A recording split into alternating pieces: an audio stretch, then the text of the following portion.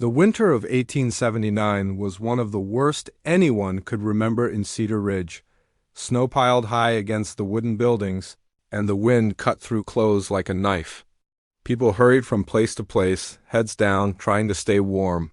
But for 8-year-old Thomas McCarthy, there was no warm place to go. Thomas had been living on the streets for 3 months now. His parents had died from the fever that swept through town earlier that year, taking many good people with it. One day he had a family, the next day he was completely alone. The boy learned quickly that the world was a cold place for someone. With no one to care for them, every morning Thomas would wake up in whatever shelter he could find. Sometimes it was behind the blacksmith's shop, where the forge kept some warmth even after the fire died down. Other times he slept in the church doorway, though the pastor would shoo him away before the morning service. The boy's clothes were torn and dirty, and his face was thin from not eating enough. Thomas had gotten good at finding small jobs around town. He would sweep floors for a penny, carry water for the horses, or help load wagons. The townspeople knew him by now. Some felt sorry for him and would give him a bit of food or a few coins. Others looked at him like he was trouble, crossing the street when they saw him coming, but winter made everything harder. There were fewer jobs, and people had less to spare. Thomas spent most of his time just trying to stay warm and find something to eat. His stomach hurt from hunger, and he had grown thinner and weaker as the cold months dragged on this particular morning.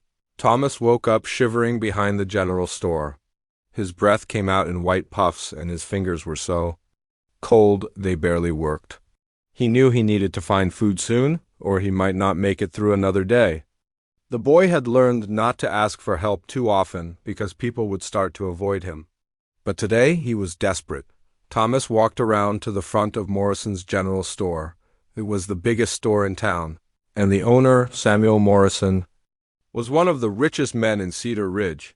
Morrison had a big house with a warm fire, plenty of food, and clothes that looked new. Thomas had seen the man's wife and children, all well-fed and happy.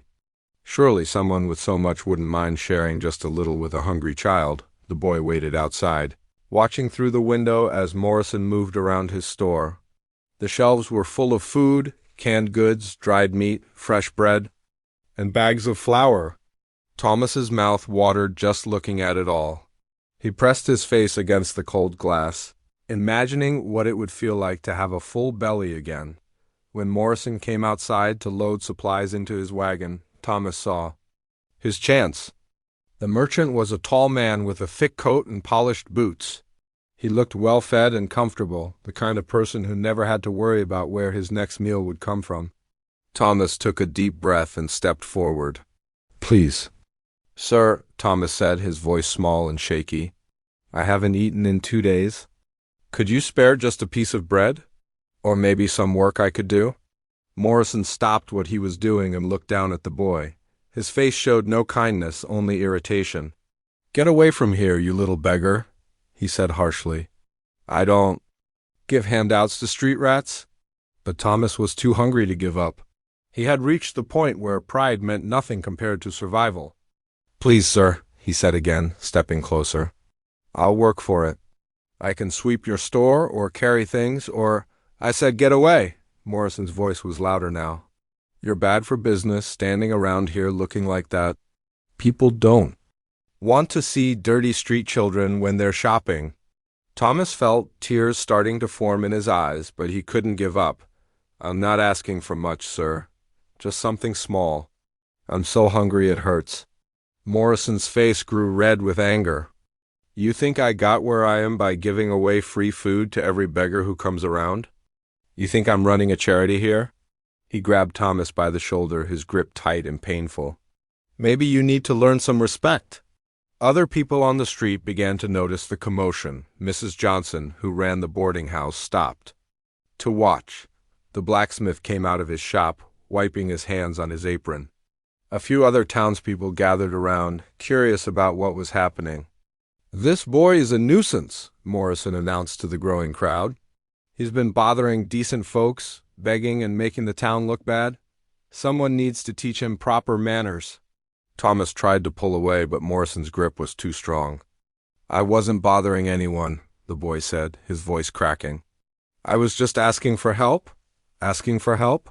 Morrison laughed, but it wasn't a nice sound.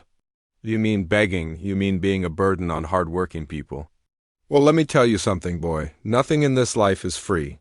If you want something, you work for it. And if you don't want to work, then you learn to do without. The crowd grew larger. Some people looked uncomfortable, shifting their feet and avoiding eye contact. Others nodded along with Morrison's words. Thomas looked around at all the adult faces, hoping someone would speak up for him, but no one did. I do want to work, Thomas said desperately. I've been working. I do jobs for people all the time, but there's not enough work and I'm just so hungry. Excuses, Morrison cut him off. Always excuses with people like you. You know what you need? You need discipline. You need to learn that actions have consequences. Morrison began dragging Thomas toward his wagon, and the boy realized with growing fear that the merchant wasn't just going to send him away. There was something dangerous in the man's eyes, something that made Thomas's heart race with panic. Please, Thomas begged, struggling against Morrison's grip. I'll leave. I won't bother you anymore. I promise. But Morrison wasn't listening. He was looking at the crowd, feeding off their attention. This is what happens when children have no proper upbringing, he said loudly. They become thieves and beggars, making honest people's lives harder. Well, not in my town. Thomas felt completely helpless. He was just a small, weak boy, and Morrison was a grown man with all the power. The crowd watched but did nothing to help. Some even seemed to approve of what was happening. The boy had never felt so alone, so forgotten by the world, as Morrison reached into his wagon and pulled out a leather strap. Thomas realized that his simple request for food had turned into something much worse. The man's face showed no mercy, no understanding of what it meant to be a hungry child with nowhere to go. To Morrison, Thomas wasn't a person who needed help. He was a problem that needed to be solved. The cold wind whipped around them, and Thomas shivered as much from fear as from the temperature. He had learned many hard lessons about life on the streets, but he was about to learn an even harder one about how cruel people could be to those who couldn't defend themselves. Morrison held the leather strap in his hand, testing its weight. The thick piece of leather had been used to tie down cargo in his wagon, but now it had a different purpose. The crowd around them had grown larger, with more people stopping to see what all the commotion was about. This boy needs to learn respect, Morrison announced to everyone watching. He needs to understand that decent people won't tolerate begging and bothering customers. He looked down at Thomas, who was trying to back away but had nowhere to go. Maybe after this lesson you'll think twice before coming around here again. Thomas's eyes went wide with fear. He had been yelled at before, chased away from places, even pushed around a bit. But he had never seen that look in an adult's eyes, the look that said they were going to hurt him on purpose. Please, sir, he whispered. I didn't mean any trouble. I was just hungry. Hunger is no excuse for bothering your betters, Morrison said coldly. He grabbed Thomas's arm and pulled him closer to the wagon. Hold still, boy. This will teach you proper manners. The first strike came down across Thomas's shoulders. The leather strap made a sharp, cracking sound that echoed off the buildings around them. Thomas cried out in pain and surprise. He had never been hit like this before, not even when his parents were alive and he got in trouble. Mr. Morrison, called out Mrs. Johnson from the boarding house. Don't you think that's enough? He's just a child. Morrison turned to face her, his face red with anger. Just a child? This child has been making trouble around town for months. Someone has to teach him right from wrong, and it might as well be me. He turned back to Thomas. Hold still, I said. The second strike hit harder than the first. Thomas stumbled and almost fell, but Morrison's grip on his arm kept him upright. Tears started streaming down the boy's face, not just from the pain, but from the shame of being hurt in front of all these people. Please stop, Thomas begged. I'm sorry. I won't ask for anything again, I promise. But Morrison wasn't finished. Sorry isn't enough, he said. You need to learn that actions have consequences. You can't just wander around this town doing whatever you please. The strap came down again, and Thomas's knees buckled. Some people in the crowd looked uncomfortable. The blacksmith, a man named Robert who had sometimes given Thomas small jobs, shifted his weight from foot to foot. "Morrison," he called out. "Maybe the boy's learned his lesson, has he?" Morrison asked, looking down at Thomas, who was now on his knees, trying to catch his breath. "Have you learned your lesson, boy? Are you going to stop being a nuisance to decent people?" Thomas nodded quickly, still crying. "Yes, sir, yes, I learned. Please don't hit me anymore." Morrison raised the strap again. "I don't think you have learned. I think you're just saying what you think I want to hear. But words are cheap. Pain is what teaches real lessons." The fourth strike made Thomas fall forward onto his hands. His back felt like it was on fire, and he could barely breathe through the sobbing. He had never felt so helpless in his life. Even when his parents died, even when he was hungry and cold, he had never felt this powerless. "Get up," Morrison commanded. "Stand up and take your punishment like a man." But Thomas couldn't stand up. The pain and the shock had taken all his strength. He stayed on his hands and knees, shaking from more than just the cold now. The crowd watched in uncomfortable silence. As the well-dressed merchant stood over the small, broken boy. "I said get up." Morrison's voice was getting louder and angrier. "Don't you lie there like a dog? Show some dignity." "He can't get up," said a woman's voice from the crowd. It was Mrs. Patterson, who worked at the church. "Can't you see he's hurt enough?" Morrison whirled around to face her. "Are you telling me how to handle this situation? This boy has been a problem for this whole town. Someone needs to do something about it, and none of you have stepped up." "Beating a starving child isn't the answer," Mrs. Patterson said, but her voice was shaky. Morrison was a powerful man in town, and few people wanted to cross him. "Isn't it?" Morrison asked. "Then what is? Should we just let him steal from our stores? Should we let him bother our customers until they stop coming to town? Should we let him grow up to be a criminal?" Thomas tried to speak up from where he knelt on the ground. "I never stole anything," he whispered. "I just asked for help." Morrison heard him and brought the strap down again, harder than before. "Don't you dare talk back to me. This is exactly the kind of attitude that got you in trouble in the first place." The crowd was getting restless now. Some people were starting to walk away, not wanting to watch anymore. Others were whispering among themselves, but nobody was stepping forward to stop what was happening. Thomas realized with growing horror that no one was going to save him. "Please," he gasped, trying to crawl away from Morrison. "Please, I'll leave town. I won't bother anyone ever again." "You'll leave when I say you can leave," Morrison said, following him. "And right now, I'm not done teaching you respect." He raised the strap again, and Thomas closed his eyes, waiting for the pain. The boy's strength was almost gone. His back burned from the hits. His knees were scraped from falling on the rough ground, and his whole body shook with exhaustion and fear. He thought about his parents, wishing they were there to protect him. He thought about all the kind people who had helped him over the past few months, wondering where they were now when he needed them most. Morrison was breathing hard from the effort, but his anger didn't seem to be cooling down at all. If anything, he seemed to be getting more worked up. "This is what happens when children have no proper guidance," he told the crowd. "They become wild animals.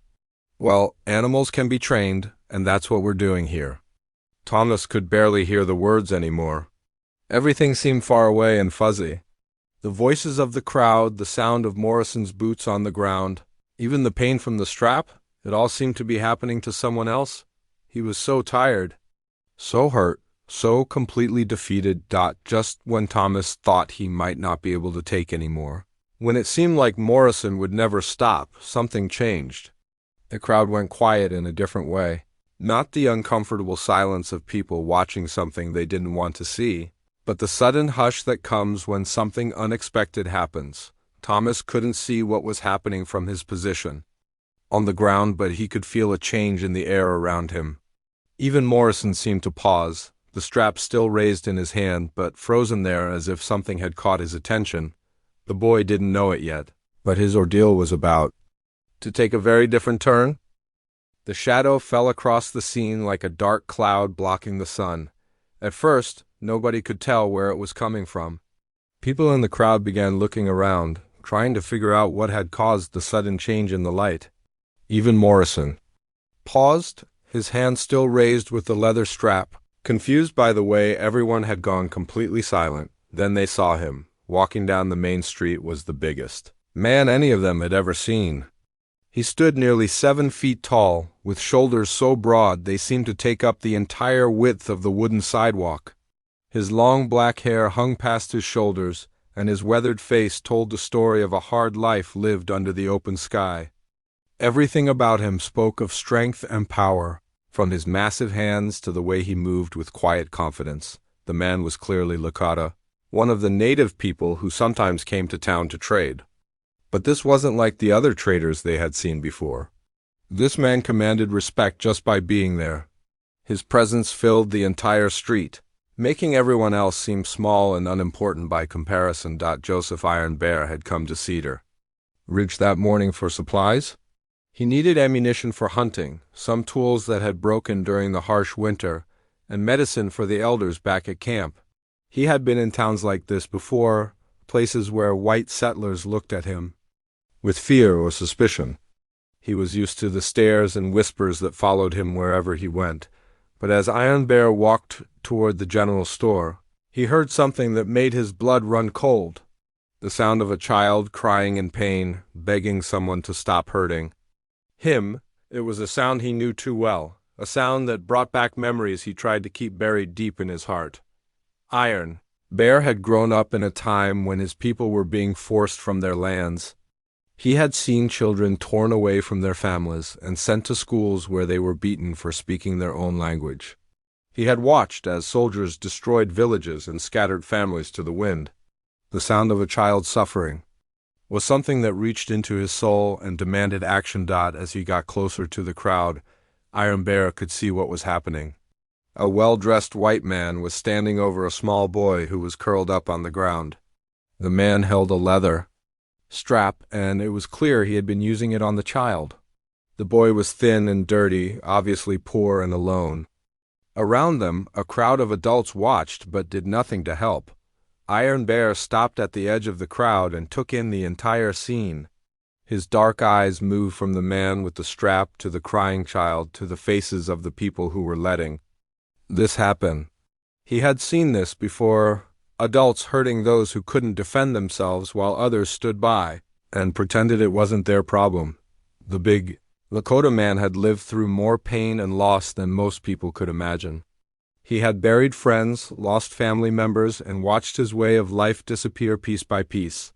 But through all of that suffering, one thing had never changed: his belief that the strong should protect the weak, not hurt them. Morrison was so focused on the boy that he didn't notice the giant figure at first. He was still lecturing the crowd about discipline and respect, still justifying what he was doing. "This is how you handle troublemakers," he was saying. "This is how you teach proper behavior." But gradually, Morrison became aware that something had changed. The crowd wasn't looking at him anymore. They were all staring at something behind him, and their faces showed a mixture of awe and fear. He turned around slowly, and when he saw Iron Bear standing there, his mouth fell open. Iron Bear was unlike anyone Morrison had ever encountered. The merchant was used to being the most important person in any situation, used to people listening to him and following his lead. But standing before this massive Lakota warrior, Morrison suddenly felt very small and very ordinary. "What ... Morrison stammered, trying to sound authoritative but failing completely. His voice cracked a little, and he took a step backward without even realizing it. Iron Bear didn't answer right away. His eyes were fixed on the small boy who was still on the ground, still crying softly. The sight reminded him of his own childhood, of times when he had been helpless and afraid. But it also reminded him of something else: his responsibility as a man to protect those who needed protection. The crowd parted as Iron Bear walked forward. People moved out of his way without being asked, sensing that this was not someone to stand in front of. His footsteps were surprisingly quiet for such a large man, but each one seemed to echo with authority and purpose. Morrison tried to regain control of the situation. "This doesn't concern you," he said, his voice getting louder and more aggressive. "This is a matter between me and this boy. It's none of your business." Still, Iron Bear said nothing. He continued walking forward until he was standing directly between Morrison and Thomas. Up close, the difference in their sizes was even more dramatic. Morrison, who had seemed so powerful when facing a small child, now looked like a bully who had been caught in the act. Thomas looked up from the ground and saw this enormous figure standing over him. At first he was scared. He had heard stories about Indians, most of them frightening tales told by adults who wanted to keep children from wandering too far from town. But as he looked into Iron Bear's face, Thomas saw something he hadn't seen. In any adult's eyes that day, kindness. Iron Bear knelt down slowly, bringing himself closer to the boy's level. His movements were gentle and careful, like someone who understood what it meant to be afraid. When he spoke, his voice was deep and quiet, meant only for Thomas to hear. "Are you hurt badly, little one?" Iron Bear asked in English that was heavily accented but clear. His voice was like distant thunder, powerful but not threatening. Thomas nodded, still crying but no longer from fear. He was hitting me because I asked for food," the boy whispered. "I was just hungry." Iron Bear's face darkened, but not with anger toward the child. He looked back at Morrison, and something in his expression made the merchant take another step backward. "You beat this child for asking for food?" Iron Bear asked, rising to his full height again. Morrison tried to sound tough. "He was begging. Bothering my customers? Someone had to teach him proper manners. He's not your concern anyway. He's white, not one of your people." Iron Bear studied Morrison for a long moment. Here was a man who had plenty, good clothes, a successful business, a warm home waiting for him. Yet he had chosen to hurt a starving child rather than show even the smallest bit of compassion. It was exactly the kind of cruelty that Iron Bear had fought against his whole life. "My people?" Iron Bear repeated slowly. "What makes someone my people? The color of their skin? The language they speak? Or is it something else?" Morrison didn't know how to answer that question. He was used to thinking about people in simple categories: white and Indian, rich and poor, important and worthless. But Iron Bear's question suggested that the world might be more complicated than that. The crowd watched in fascination as these two very different men faced each other. On one side was Morrison, representing everything the town thought was proper and civilized. On the other was Iron Bear, who represented a way of life that most of them barely understood. But in this moment it was clear which man truly embodied strength and which one was just a bully. Iron Bear looked down at Thomas again, seeing the pain and fear in the child's eyes. He thought about all the children he had known who had suffered because adults failed to protect them. He thought about his own son, who had died young from diseases brought by the white settlers. And he made a decision that would change everything. Iron Bear reached down and gently helped Thomas to his feet. The boy was shaky and weak, but he managed to stand with the big man's support. Iron Bear's hands were enormous, but they held Thomas as carefully as if he were made of delicate glass. The contrast between this gentle giant and the cruel merchant couldn't have been more clear. Morrison watched this interaction with growing anger and confusion. He wasn't used to being ignored, and he certainly wasn't used to anyone interfering with his business. "I told you this doesn't concern you," he said, his voice getting louder. "That boy is a troublemaker and a beggar. He needed to be taught a lesson." Iron Bear looked at Morrison with eyes that had seen too much suffering. "A lesson?" he asked quietly. "What lesson does a hungry child need? How to starve with better manners?" "He needs to learn respect," Morrison shot back. "He needs to understand that he can't just go around bothering decent people whenever he wants something. There are rules in civilized society." "Civilized," Iron Bear repeated the word like he was tasting something bitter. He had heard white men use that word many times before, usually right before they did something cruel or destructive. "Is this what you call civilized? A grown man beating a starving child?"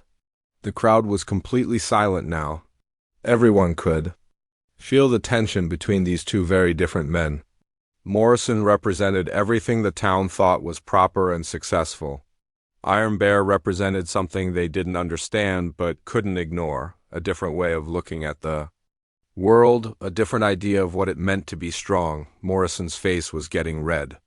He wasn't used to being questioned, especially not by someone he considered beneath him. "I don't need to explain myself to you," he said. "This is my town, and I'll handle troublemakers however I see fit. Now move along before you cause more problems." But Iron Bear didn't move. Instead, he knelt down beside Thomas again. The boy was still crying softly, more from shock and exhaustion than from the physical pain now. Iron Bear spoke to him in a voice so gentle it was hard to believe it came from someone so large and powerful. "What is your name, little one?" Iron Bear asked. "Thomas," the boy whispered. "Thomas McCarthy." "Thomas," Iron Bear repeated as if he was memorizing it. "That's a strong name. Were your parents good people, Thomas?" Thomas nodded, fresh tears starting to flow. "They died from the fever 3 months ago. I don't have anybody now." Iron Bear's expression grew even sadder. He understood what it meant to lose family, to be left alone in a world that didn't seem to care whether you lived or died. "No family at all?" he asked gently. "No, sir, just me."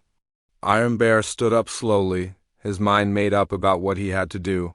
He looked at Morrison, who was still holding the leather strap and looking impatient. "To continue the beating?" Then he looked at the crowd of townspeople, most of whom had the decency to look ashamed, but not the courage to do anything about it. "You want to continue hitting this child?" Iron Bear asked Morrison. Morrison raised his chin defiantly. "If that's what it takes to teach him proper behavior, then yes. Someone has to maintain order around here." "Then you will have to go through me," Iron Bear said simply. Morrison laughed, but it was a nervous sound. "Go through you?" "What are you talking about? This has nothing to do with you. The boy is white. He's not your responsibility." Iron Bear looked down at Thomas, who was watching this exchange with wide, frightened eyes. The boy had no idea what was happening, but he could sense that something important was taking place. Something that might change everything for him. "Not my responsibility?" Iron Bear asked, turning back to Morrison. "Who decides what is my responsibility?" "You?" Morrison was getting frustrated. This wasn't going the way he had planned. He was supposed to be the authority figure here, the one in control. But somehow this Indian had turned everything upside down. "Look," Morrison said, trying a different approach. "I understand you might feel sorry for the boy, but sympathy won't help him learn right from wrong. Sometimes children need firm discipline." "Firm discipline," Iron Bear repeated. "Is that what you call it when a strong man hurts someone who cannot fight back?" "He needs to learn his place," Morrison insisted. "He can't just wander around town doing whatever he pleases. There have to be consequences for bad behavior." Iron Bear's eyes flashed with something that made Morrison take another step backward. "Bad behavior? What bad behavior? Asking for food when he is hungry? Is that a crime in your civilized society?" The crowd was becoming more uncomfortable by the minute. Some people were starting to murmur among themselves. Mrs. Patterson from the church spoke up again. "Maybe we should just let the boy go now. I think he's learned whatever lesson you wanted to teach him, Mr. Morrison." But Morrison wasn't ready to back down. He had too much pride and too many people were watching. "The lesson isn't finished," he said stubbornly. "And I don't take orders from anyone, especially not from some savage who doesn't understand how decent society works." The word savage hung in the air like a poison cloud. Iron Bear's face didn't change, but everyone could feel the shift in his energy. He had been called that word many times before, usually by men who thought they were better than him because of the color of their skin or the clothes they wore. "Savage," Iron Bear said quietly. "Interesting word, coming from a man who beats children." Morrison raised the leather strap again, pointing it at Iron Bear like a weapon. "I've had enough of your interference. Either move out of my way, or I'll have the sheriff deal with you." Iron Bear looked at the strap, then at Morrison's red, angry face. He thought about all the children he had seen hurt by men like this. Children who had no one to protect them, no one to stand up for them. He thought about his own people's children, torn from their families and beaten in schools that were supposed to civilize them. He thought about Thomas, alone and hungry and friendless in a world that seemed determined to crush anyone who was weak or different. And then Iron Bear did something that nobody expected. He reached out and took Thomas's hand, holding it gently in his own massive grip. The boy looked up at him with surprise and hope. "You want to hit this child?" Iron Bear asked Morrison. "You think he needs more punishment for the crime of being hungry and alone?" "Yes," Morrison said through gritted teeth. "And I don't need permission from you or anyone else." Iron Bear squeezed Thomas's hand reassuringly, then looked directly into Morrison's eyes. When he spoke, his voice carried across the entire street, clear and strong and absolutely certain. "Then you will have to explain to everyone here why you are beating my son." The words hit the crowd like a physical blow. Complete silence fell over the street. People looked at each other in confusion and shock. Morrison's mouth fell open and the leather strap slipped from his suddenly nerveless fingers. "Your son?" Morrison stammered. "That's impossible. He's white. His name is McCarthy. He's not Indian." Iron Bear's grip on Thomas's hand never wavered. "What makes a man a father?" he asked the crowd. "What makes a child a son? Is it only blood, or is it something deeper?" Thomas looked up at Iron Bear with wonder and growing understanding. This giant of a man, this stranger who owed him nothing, was claiming him as family. Not because he had to, not because of any law or rule, but because it was the right thing to do. "Blood doesn't make family," Iron Bear continued, his voice carrying to every person on the street. "Choice makes family. Protection makes family. Love makes family. This boy has no one to protect him, no one to stand for him. So I choose to be his father, and he chooses to be my son." Morrison looked around desperately, trying to find support from the crowd. But the faces that looked back at him were no longer sympathetic. Iron Bear's simple declaration had changed everything, had made them see the situation in a completely different light. He's not really your son," Morrison said weakly. "You can't just claim someone else's child." Iron Bear smiled for the first time since he had arrived. It was a gentle smile, full of warmth and protection. "Can't I?" he asked. "Who will stop me? You?" Morrison stood there with his mouth open, staring at Iron Bear and Thomas. The leather strap lay forgotten on the ground where he had dropped it. He looked around at the crowd, expecting someone to back him up, to tell this Indian that he couldn't just claim a white child as his son? But the faces looking back at him weren't friendly anymore. "This is ridiculous," Morrison finally sputtered. You can't just adopt someone else's child in the middle of the street. There are laws, there are proper procedures." Iron Bear looked down at Thomas, who was still holding his hand tightly. The boy's face was dirty and tear-stained, but for the first time in months, there was hope in his eyes. "Are there laws about beating hungry children?" Iron Bear asked quietly. "Are there proper procedures for showing kindness to those who need it?" Mrs. Patterson stepped forward from the crowd. "Mr. Morrison," she said, her voice shaking a little, "I think maybe you should leave the boy alone now. He's been through enough." Other people in the crowd began to murmur their agreement. The blacksmith, Robert, crossed his arms and shook his head. "Never did like seeing a child treated that way," he said. "Don't matter what color he is or where he comes from." Morrison's face was getting redder by the minute. He couldn't believe how quickly the situation had turned against him. Just a few minutes ago, he had been the respected businessman teaching a vagrant boy some manners. Now he was being looked at like he was the criminal. "You people don't understand," Morrison said desperately. "This boy has been nothing but trouble. He begs, he bothers customers, he makes the town look bad. Someone has to maintain order." "Order?" Iron Bear asked. "Is that what you call it when you hurt someone smaller than you? When you show no mercy to a child who has lost everything?" Iron Bear knelt down beside Thomas again. The boy was still shaking, but he wasn't crying anymore. "Thomas," Iron Bear said gently, "are you hurt badly? Do you need to see the doctor?" Thomas nodded slowly. His back was sore from the beating, and he felt weak from hunger and exhaustion. "I think so," he whispered. Iron Bear stood up and looked at Morrison one last time. "You wanted to teach a lesson today," he said. "Well, you have taught one. But not the lesson you intended." Without another word, Iron Bear scooped Thomas up in his arms as if the boy weighed nothing at all. Thomas had never felt so safe in his life. Here was someone strong enough to protect him, someone who cared enough to stand up for him when no one else would. "Where are you taking him?" Morrison called out, but Iron Bear ignored him completely. The crowd parted as Iron Bear walked through them, carrying Thomas toward the doctor's office. People watched in amazement as this giant Lakota man, who could have easily hurt Morrison or anyone else who got in his way, chose instead to care for a wounded child. Dr. Williams was surprised when Iron Bear walked into his office carrying a white boy.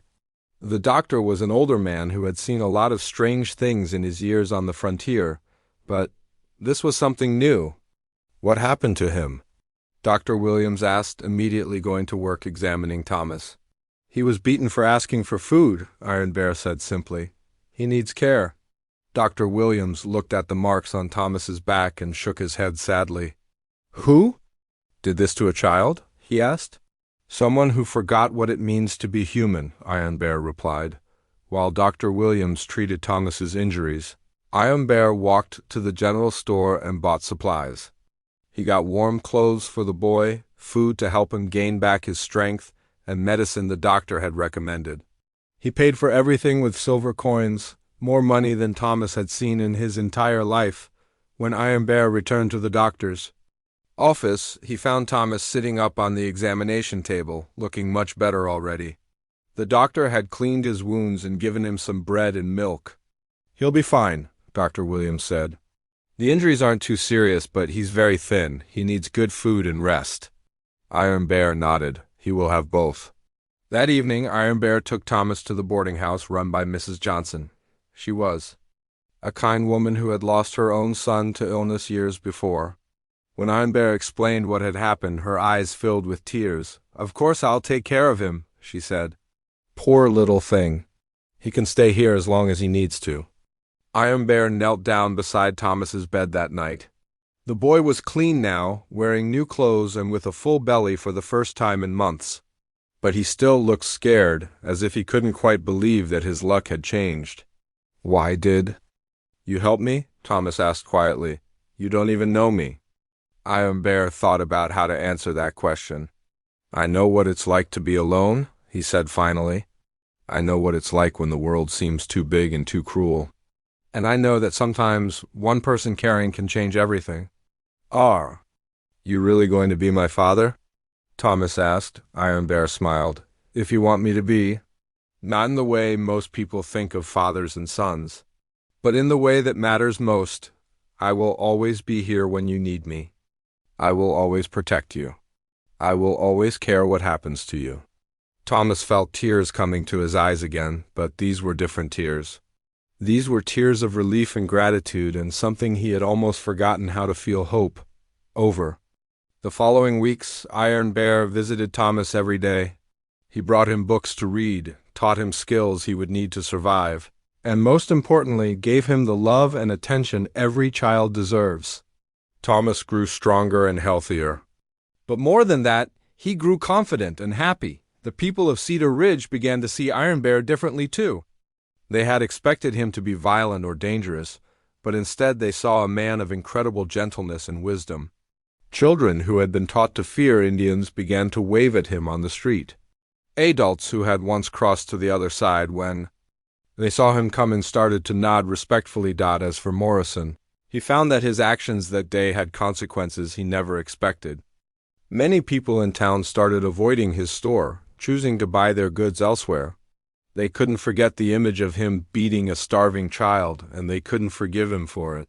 His business began to suffer, and his reputation in the community was damaged in ways that would take years to repair.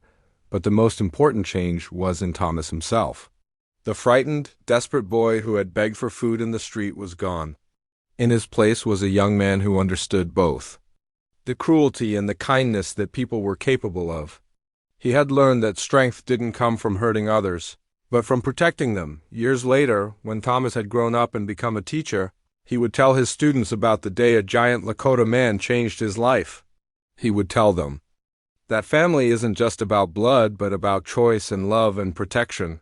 He would tell them that sometimes the most important thing you can do is stand up for someone who can't stand up for themselves, and he would always remember Iron Bear's words. One person caring can change everything. Thomas never forgot that lesson, and he spent the rest of his life making sure that other children who were alone and afraid would have someone to care for them too. Because that's what families do. They protect each other, they care for each other, and they make sure that no one has to face the world alone. The story of Iron Bear and Thomas became legend in Cedar Ridge, passed down from parents to children as a reminder that true strength comes from compassion, and that sometimes the most important thing you can say to someone is simply, "You are not alone."